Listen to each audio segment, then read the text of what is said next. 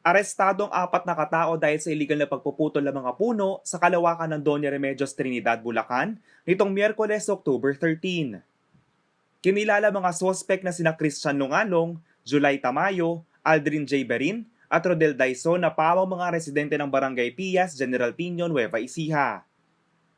Narecover ng mga otoridad ang iba't ibang illegal cut ng red and white lawan at tangile lumbers na may haba ng 7,038 board feet at nagkakahalaga ng 351,900 pesos. Nasa pangangalaga na ng Environment and Natural Resources o Sendro Baliwag ang mga nakumpiskang ebidensya habang haharap naman sa karampatang kaso ang mga sospek. Nasa kustodiya na ng kapulisan ng top 11 most wanted person sa San Jose City, Nueva Ecija na si Julie Cuspadin. Naharap sa kasong attempted rape si Padin, 24 anyos, at residente ng Barangay Rafael Rueda ng nasabing syudad. Samantala, arestado rin ang isang 49-year-old construction worker sa Olongapo dahil sa panggagahasa.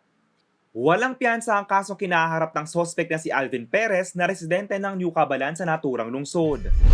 Nadakip naman ang isa sa mga top most wanted person sa Concepcion Tarlac na si Irish Cristel Barcenas. Ang sospek ay 26 years old at residente ng Barangay Tabon, Mabalacat City, Pampanga. Naharap si Barcenas sa katong attempted homicide at ibang light threats. Isang lalaki rin na may kasong act of lasciviousness o sexual abuse ang naaresto sa Porac, Pampanga.